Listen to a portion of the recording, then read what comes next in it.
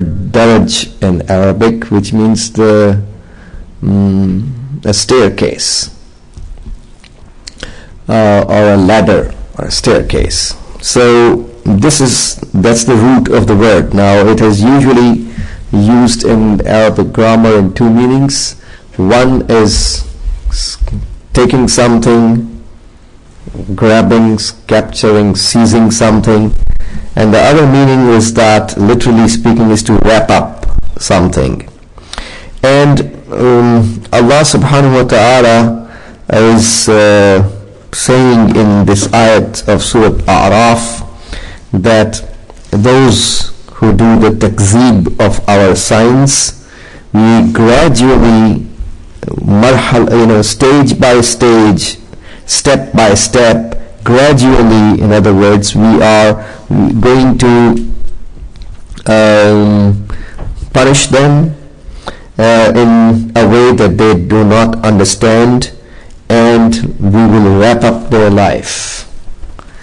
So this is the sunnah of Allah, which is applied in the case of those who do the takzeeb of the ayat. Now, Allah is not the one who makes haste in His mujazat and His punishments. Instead, it's the opposite. Because Allah is all merciful, He provides chances to the human beings.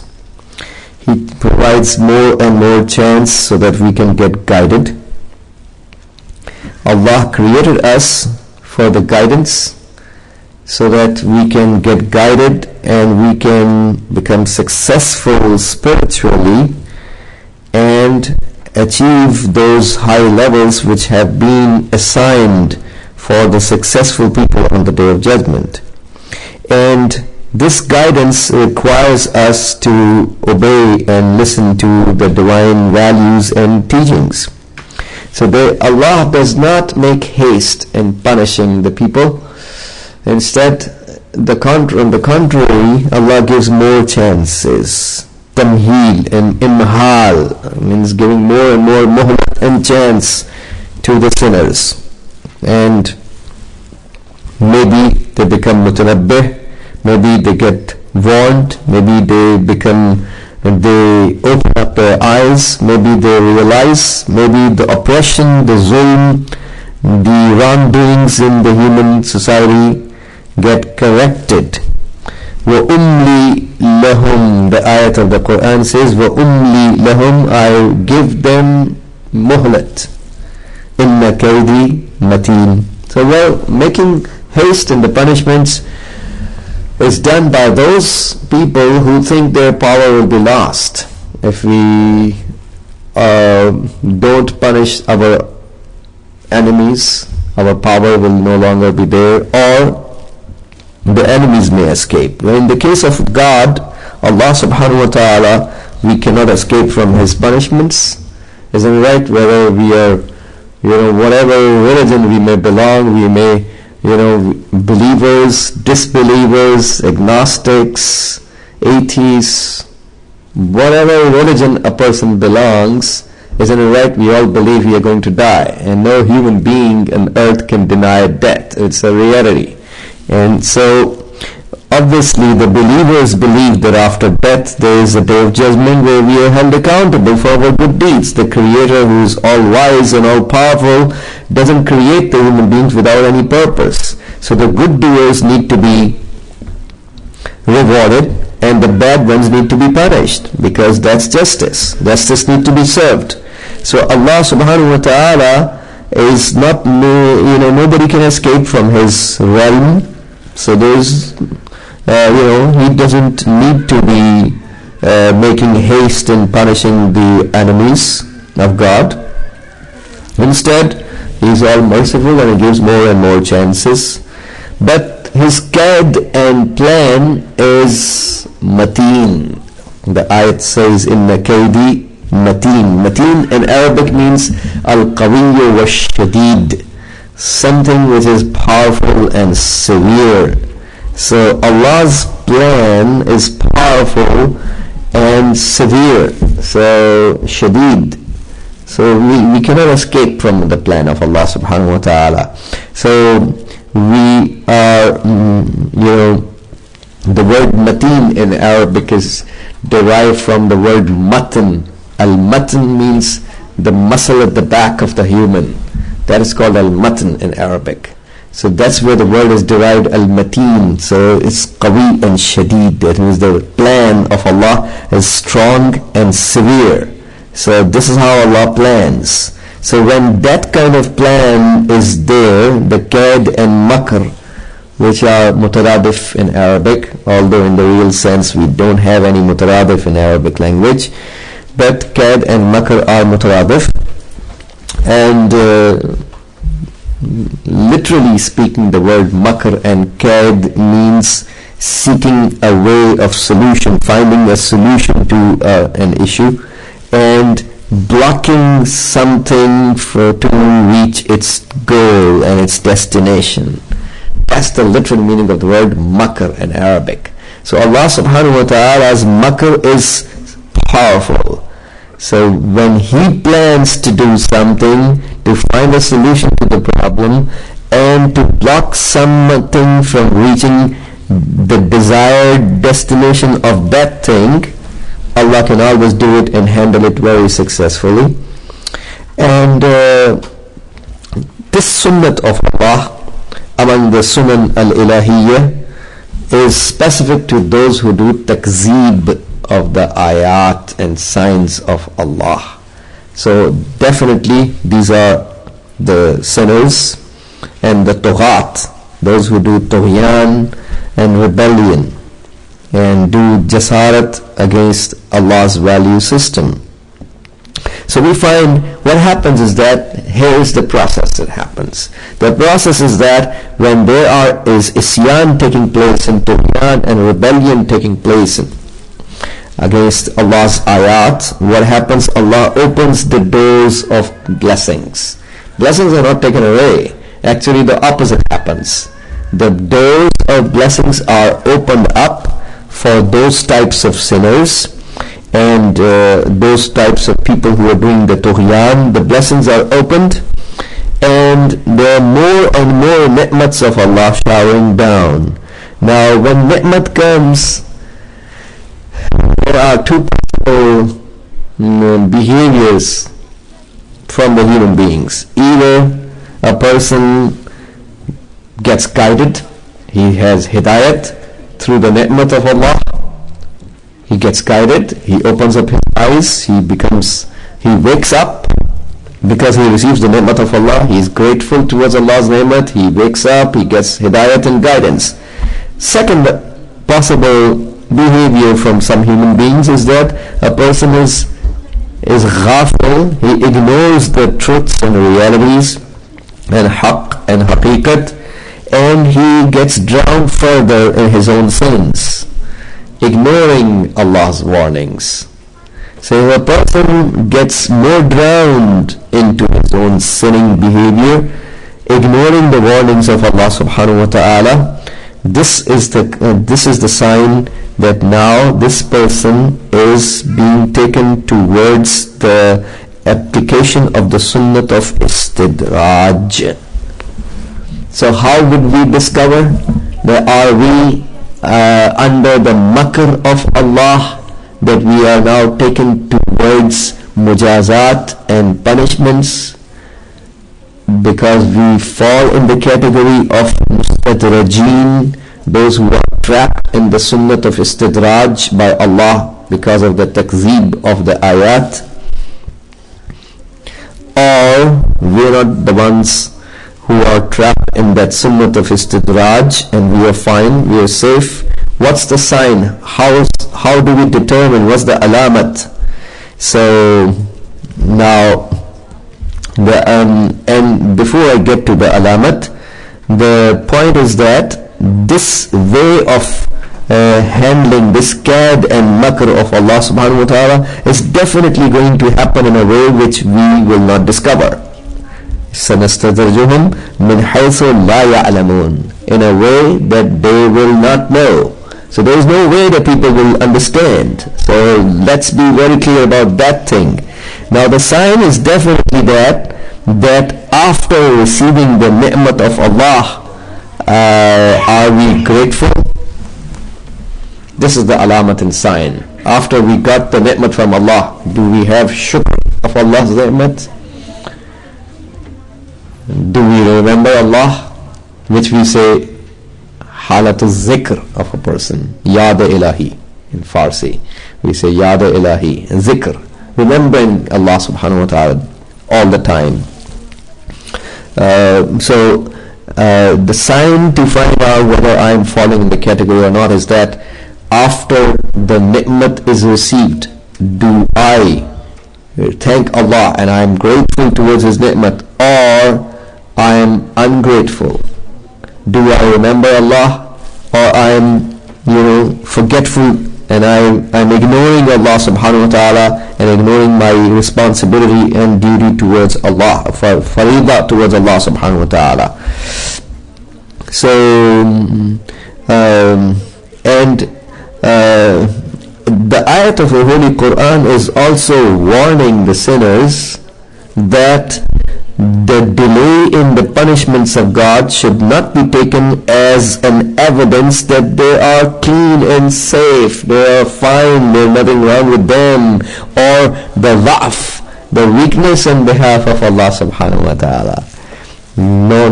There is no room for that. There is no room for anybody should perceive that there's a weakness from Allah's behalf, and that's why there's a delay taking place. And the reason why I'm giving so much abundance of ni'mat, because I'm so good, I'm fine, I'm close to Allah, I'm muqarrab. Isn't it right? Allah subhanahu wa ta'ala is honoring me. That's why He's giving me so much ni'mats. Look at that, these people who don't have the ni'mats of Allah as compared to me, and their blessings are lesser than me. So they are less honored because they have less ni'mats, and I am more honored in the eyes of Allah because I have more ni'mats. This is not at all the sign in Islamic value system of Quran. They're having abundance of this ni'mat being considered as a sign of taqarrub of Allah subhanahu wa ta'ala. That's not at all the sign. So there are people who have very less of the blessings. Actually, the awliyaullah, the beloved servants of Allah, have the least of the blessings, an-ni'amul madiyya, the material blessings of this world. And they have abundance of an-ni'amul ma'nawiyya, the metaphysical blessings of Allah, which are real blessings. In some of the du'as we learn that the Ahlul Bayt alayhim salam are teaching us that we learn in the light of the dua that what is the benefit of a ni'mat which does not last. So despite the fact the ni'mat of the maddi and material ni'mat is also a ni'mat, but because it is not lasting, they don't consider that ni'mat to be sufficing for them either. So they don't want to get attached to even a ni'mat of Allah which is maddi in nature, because it is not going to last. This is how Ahlul Bayt have been teaching us. So we are not supposed to get attached to the maddi ni'mats and the maddi blessings of Allah subhanahu wa ta'ala. And more of the maddi blessings, material blessings, are not considered to be a sign of taqarrub in Islam. What is considered to be a sign of taqarrub towards Allah is the ma'nawi blessings. How much we have ma'nawi blessings of Allah subhanahu wa ta'ala, which is, for example, how much taqwa we have. This is the ma'nawi blessing. What is the level of my daraja of iman? That's the ma'nawi blessing. What is the daraja of my ma'rifat and shanakht of Allah? This is the ma'nawi blessing. What is the daraja of my wara'? This is the ma'nawi blessing. What is the daraja of my zuhud? This is the ma'nawi blessings. Right? And so forth. What is the daraja of my taharatul qalb? This is the ma'nawi blessings of Islam that we cherish about. Not the maddi blessing, which is definitely given more to those who disbelieve. That those who disbelieve are for sure going to get, and the tughat, those who are doing tughyan and rebellion against God, and those who are sinning against God, are definitely, most of them our scholars say in the tafsir, most of them will be given abundance of material blessings. Obviously not all, every person you cannot generalize, but most of them will be given abundance of blessings. So we find in the hadith, now let's go to the hadith of Amir al-Mu'mineen wa Imam al-Muttaqeen Ali ibn Abi Talib alayhi salatu wassalam. Allahumma salli ala Muhammad wa ali Muhammad. So he says, إنه من وسع عليه في ذات يده فلم يره ذلك استدراجا فقد أمن مخوفا. Whoever has been given abundance in his rizq, but فلم يره ذلك استدراجا, he did not see it as istidraj. I just explained the sunnah of istidraj moments ago, that Allah gives material blessings more and then basically seizes the person, the sinner or the taghi, and wraps up his life. So whoever has been given إِنَّهُ مَنْ وُسِّعَ عَلَيْهِ فِي رِزَاتِ يَدِهِ, what he has in his hands, whoever has been given expansion and wus'at in what he has, and does not see and did not see it as istidraj, فَلَمْ يَرَهُ ذَلِكَ إِسْتِدْرَاجًا فَقَدْ أَمِنَ مَخُوفًا. He is feeling safe from a scary thing. This is a scary thing. This you need to be afraid of. He is supposed to be afraid of that in a way, but he is feeling safe. This is not the way where he is supposed to be feeling safe and becoming ghafil, about this. About the skad and makr of Allah which is taking place. And also a time will arrive that nothing will be more hidden than haqq. Well, the times that we are living nowadays in this world, we find this exactly the situation, that the haqq is becoming more and more difficult to be distinguished. Haqq is more, hidden than earlier, and batil is becoming more obvious. Batil is getting more and more obvious, propagated. Haqq is becoming more and more hidden and covered. And kizb and iftira against Rasulullah will be abundant, and against Allah and His Messenger will be abundant. Lots of people are ready to say things what they perceive to be right, isn't it right, against Allah and the concepts and the principles of Allah subhanahu wa ta'ala, and what the Prophet had already prophesied in his hadith, that قَدْ كَثُرَتْ عَلَيَّ الْكِذَابَ وَسَتَكْثُرُ. Soon the kizb, the iftira, the lies will be ascribed. Lies have been ascribed to me, and sataksur, and in the future soon it will be more ascribed to me. In other words, so there has been a pattern of behavior by the human society that they have been slandering the messenger, isn't it right, in the past, and the slander of the messenger will be more. So people see, there is a conscience in the human being.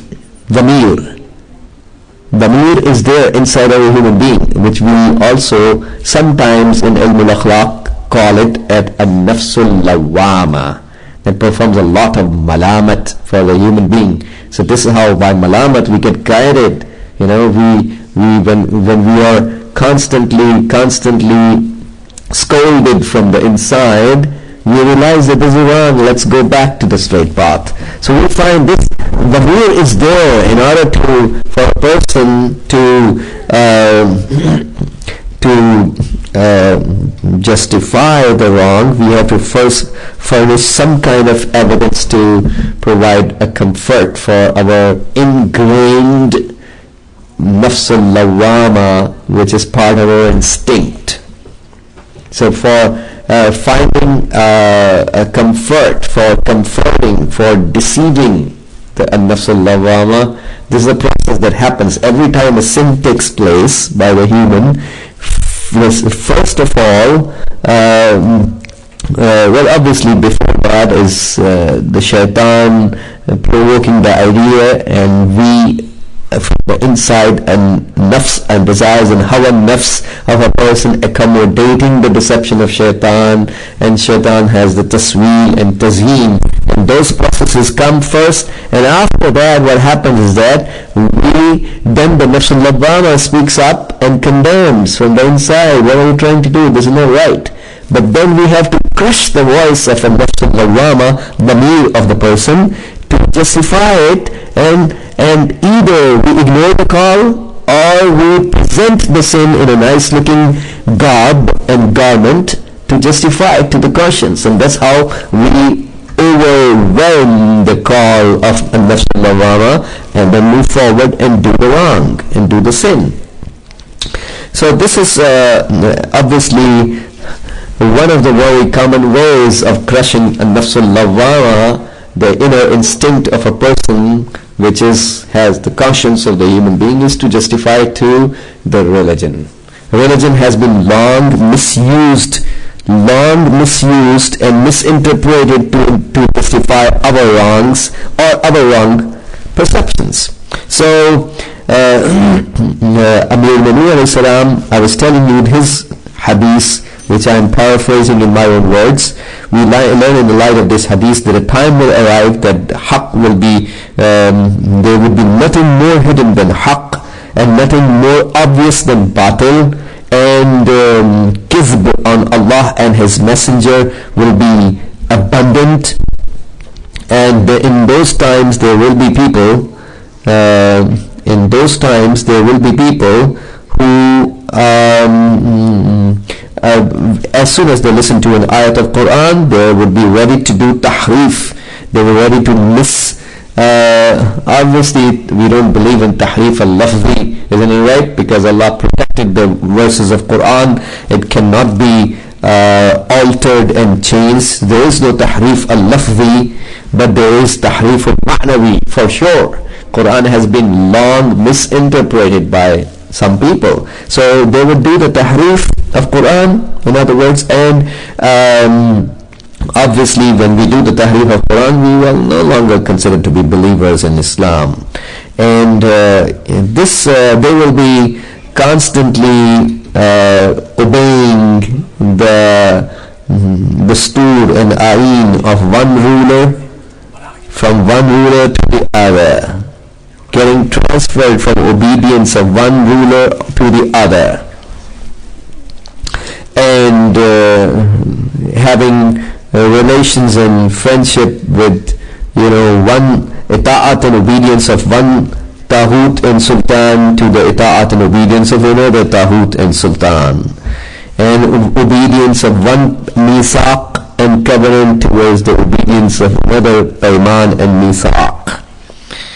And at the end, Imam Ali salam says, which is narrated in Tafsir Nur al-Saqalain, that these people will be, at the end, they will be seized by the punishment of Allah gradually. Tadrijiyan, gradually they will be seized by the punishment. So this is how we have been warned about the situation that will take place. And ni'mats of Allah are, we should ask Allah subhanahu wa ta'ala to, the lesson we learned from that is that we should ask Allah subhanahu wa ta'ala to give us abundance of an-ni'amul ma'nawiyya. This is the approach, this is what the approach of a mu'min is supposed to be.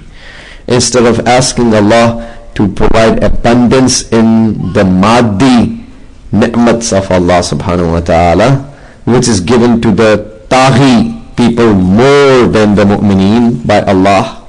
So we should better ask Allah subhanahu wa ta'ala to increase in the ma'nawi ni'mats of ours. And look at this hadith, which is also in Tafsir Nur al-Saqalain from Imam al-Sadiq alayhi salatu wassalam.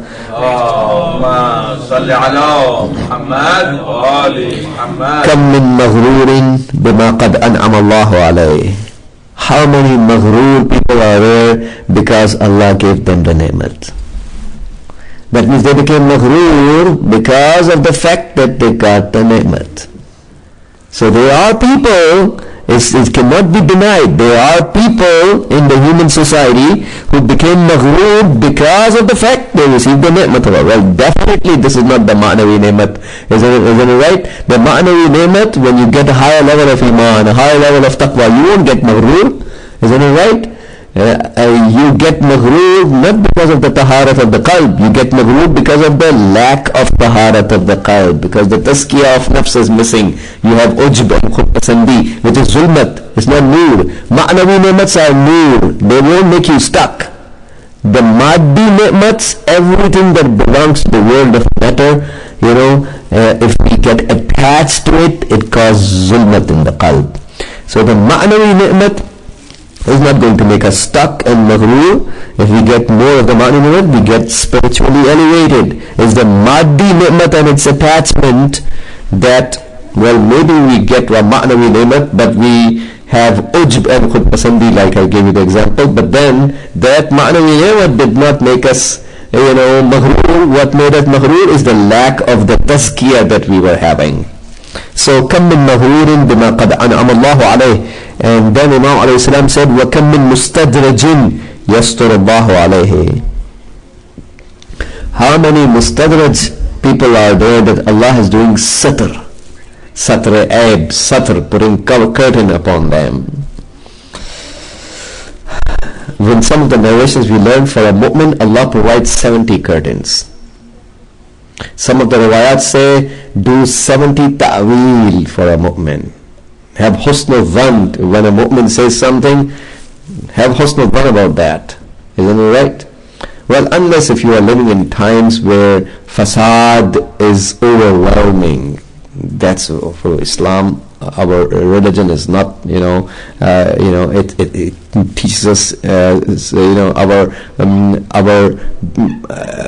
responsibility towards all the possible cases. So, إذا استولى الفساد على الزمان وأهله, Amir al-Mu'minin alayhi salam says, إذا استولى الفساد على الزمان وأهله فأحسن رجل الظن برجل فقد غرر.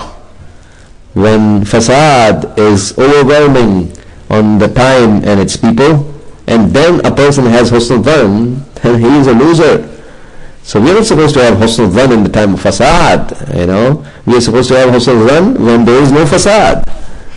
So obviously that's the primary ruling. In the primary ruling cases, we will always have husn al-dhan about the mu'mineen.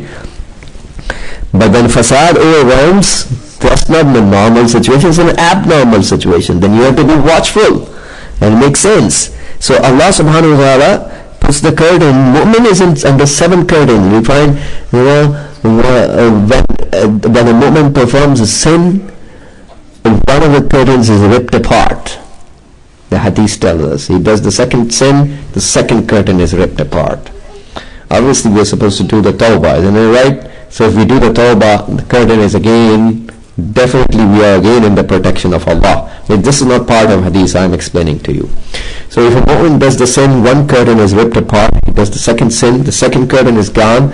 If he keeps on doing the sin 70 times, all the curtains are gone. Now Allah says to the angel, put your wings. Now the wings of the angels are there to protect the izzat and sharaf of the mu'min from getting embarrassed in front of the community. This is the arrangement of Allah, that Allah's angel is putting wing to put the satr over the ayub and fault and sins of the mu'min. This is how much Allah protects. If a person still continues to do that, obviously he doesn't want it. Isn't it right? There's a limit to everything. وَكَمْ مِن مَفْتُونٍ بِسَنَاءِ النَّاسِ عَلَيْهِ. And Imam Sadiq says, Tafsir Nur al-Saqalain. And how many maftoon people are there who are under the fitna, under the test? There's so many people who are undergoing the fitna. They are tested. And in that situation, why they are in a situation of becoming maftoon under the test? Because بِسَنَاءِ النَّاسِ عَلَيْهِ. Because there are a bunch of people who are praising them. Some people start, when they praise, people become under fitna. they start believing, well, I'm so good, I'm fine, isn't it right? And this again derails the person from staying on the straight path. We are not supposed to, in Islamic moral value system, not supposed to praise the people on their faces. Man madahaka faqad zabahaka bis-sikkin. Didn't Imam alayhi salam say that? Whoever praise you has slaughtered you with a knife. So we are not supposed, in Islamic moral system, spiritual uplift of the person is harmed. We are not supposed to praise the people like this. And we are actually supposed to praise the people behind their back, spreading good things about the mu'mineen behind their backs. When we face each other, we stay within the limits. We respect, we give good morals, nice behavior, behaving in a nice way, but not praising each other on the face. In some of the narrations, Imam alayhi salam say that throw the soil on the face of the maddahin. Uhsu ala wujud maddahin at-turab. Throw the soil on the face of maddahin. So we're not supposed to do madh on the face of the person. So we find that I see in the Dua Kumal that we read, he says that وَكَمْ مِنْ ثَنَاءٍ جَمِيلٍ لَسْتُ أَهْلًا لَهُ نَشَرْتَ. That's another behavior of Allah. If we avoid from ujb, if we avoid from riya, if we behave well towards Allah subhanahu wa ta'ala, and we have tawadu in our behavior towards Allah, Allah elevates the person. Allah spreads good news about the person. Allah, makes makes the arrangement that this person gets and receives the sana and madh from the people, because and that's the real way of getting it, because we are on one side we are protecting our spirituality. So praising somebody on the face makes him maftoon, makes him under test. Is that right? So we are supposed to avoid that. And then another hadith in Tafsir Nur al-Saqalain, Imam Sadiq alayhi salam says that he says هو العبد يذنب الذنب, during the tafsir of this ayat, that هو العبد يذنب الذنب فتجدد له النعمة معه والذين كذبوا بآياتنا. So people who are doing the takzeeb of ayat of Allah, say after the hujjat is complete, we are supposed to start acting and behaving, not furnishing excuses to justify our ways. So if we do the takzeeb of the ayat, what happens is that هو العبد يذنب الذنب, the slave of Allah performs a sin, فَتُجَدَّدُ لَهُ النِّعْمَةِ. Ni'mat is tajdeed. Allah renews the ni'mat for him. Instead of removing the ni'mat from him, in other words, Allah gives him a new one, a renewal of the ni'mat. فَتُجَدَّدُ لَهُ النِّعْمَةُ مَعَهُ تُلْهِيهِ تِلْكَ النِّعْمَةُ عَنِ الْإِسْتِغْفَارِ. That ni'mat makes him, ilha means makes him forget the istighfar. In other words, he won't be remembering the istighfar any further. Istighfaru an dhalika dhanb, istighfar from that sin. When he gets the ni'mat renewed, he will no longer bother to do the istighfar. He will forget the istighfar from that sin. And those people who do the istighfar after the sins are mahbub of Allah subhanahu wa ta'ala. They are very good people. Prophet has said that those who would find in their book of deeds, beneath every sin it was written, he did the tawbah for this. This sin, he did the tawbah for this. This sin, he did the tawbah for. Beneath every sin he would find in the book of deeds, he did the tawbah for that. These people need to be congratulated. It's still very good. It's still very good if we, after the sin, we do the tawbah. That's very good. We at-ta'ibu Habibullah. Doesn't the Prophet say the ta'ib is the beloved person of Allah? So, إن الله إذا أراد بعبد خيرا فأذنب ذنبا أتبعه بنقمة. Now let's go to the behavior that Allah does. We were talking about the behavior of istidraj that Allah does towards the mukazzibin who do takzib of the ayat. Let's now talk about the behavior towards the mu'mineen. Who are mu'mins are not doing the takzib of Allah. Those who are obedient towards Allah, they don't do takzib of the ayat. What does Allah do towards them? This is what Imam Sadiq said in Usul al-Kafi, min Kafi, that in Allah إِذَا أَرَادَ بِعَبْدٍ خَيْرًا. When Allah wants for a servant khair, when Allah wants khair for a slave, فَأَذْنَبَ ذَنْبًا, and that slave did a sin, أَتْبَعَهُ بِنِقْمَةٍ, Allah punishes him. So after the sin, if you find something happening, that means this is the sign of a person where Allah subhanahu wa ta'ala wants to correct the person. So وَيُذَكِّرُهُ الْإِسْتِغْفَارِ, Allah makes him remember the istighfar. إِذَا أَرَادَ بِعَبْدٍ شَرًّا, when Allah wants shar for a slave, فَأَذْنَبَ ذَنْبًا, he did a sin, أَتْبَعَهُ بِنِعْمَةٍ, after the sin Allah will give him the ni'mat. So after the sin, if a person gets the ni'mat and adhab from Allah, he should thank Allah subhanahu wa ta'ala that he is receiving the ni'mat and adhab, because this is what he will get reminded towards istighfar. And after sinning, if he gets a ni'mat of Allah, this is a very dangerous situation. لِيُنْسِيَهُ الْإِسْتِغْفَارِ, ni'mat is given so that Allah makes him forget the istighfar. It's not that Allah misguides anybody. Allah never misguides anybody. Allah always guides. Some people themselves are inviting, because remember, these are the ones who are themselves with their freedoms, abusing their freedoms to do the wrongs and doing takzib of the ayat. So they ask for it. Allah has been warning, but they don't listen to the warnings. A time arrives that Allah gives them the ni'mat, so that's how they will forget the istighfar. They ask for it.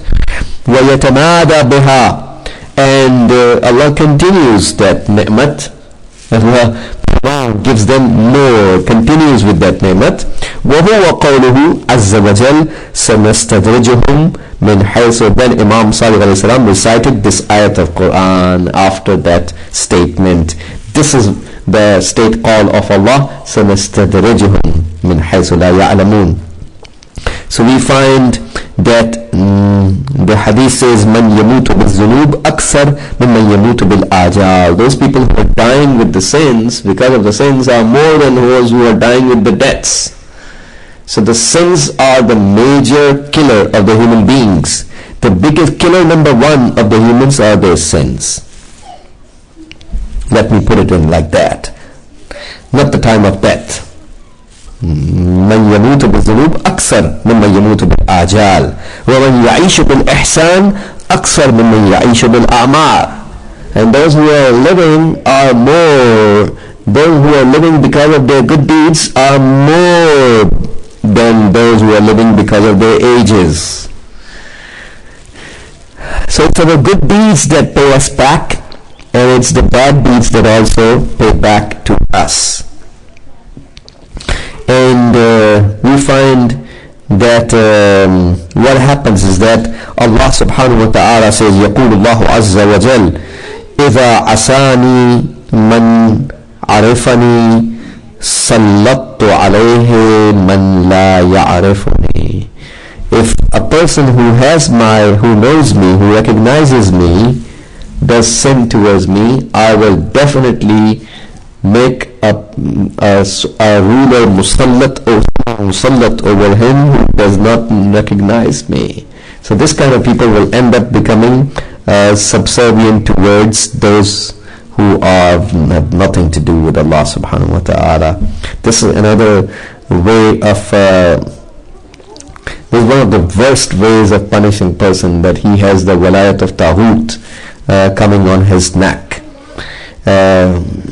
من أذنب ذنبا وهو ضاحك, whoever sins while he is laughing, دخل النار وهو باكٍ, he would enter the fire while he will be crying. So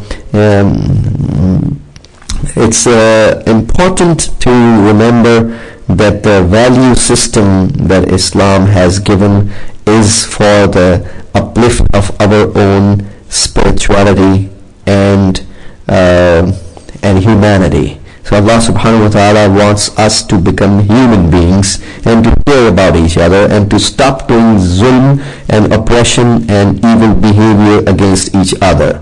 So the justice is installed.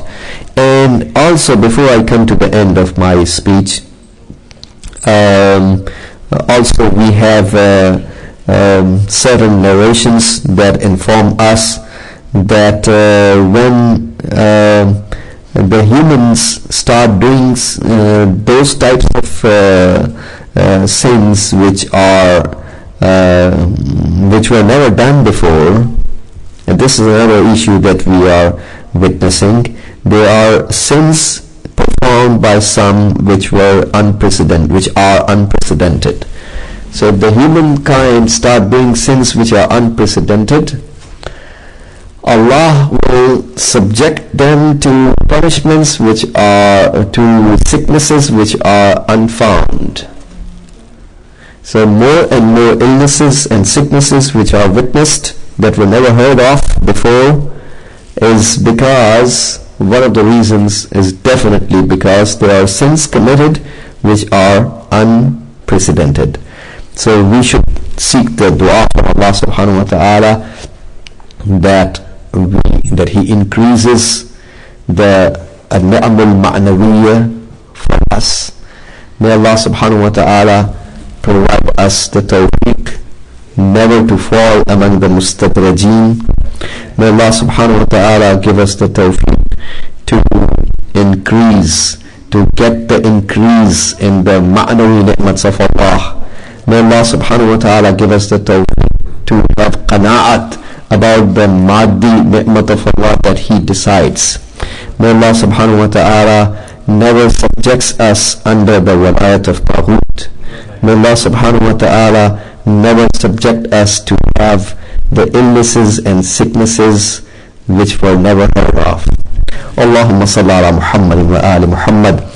Ya Allah, Ya Allah, Ya Allah, Ya Allah, Ya Allah, Ya Allah, Ya Allah, Ya Allah, Ya Allah, Ya Allah. Allahumma ansur al-Islam wal-Muslimin واخذل الكفار والمنافقين. اللهم انصر من نصر الدين واخذل من خذل المسلمين. اللهم انصر واحفظ وأيد علماءنا الربانيين ومراجعنا الربانيين لا سيما الولي الفقيه قائد المسلمين. اللهم انصر جيوش المسلمين وعساكر الموحدين. اللهم فك عن الأسراء المسلمين. اللهم وفقنا لما تحب وترضى وعجل في فرج مولانا صاحب الزمان واجعلنا من أنصاره وأشياعه وأتباعه وأعوانه بجاه محمد وآله الطاهرين. اللهم صل على محمد وآل محمد وأجل فرجهم. Let's read the ziyarah.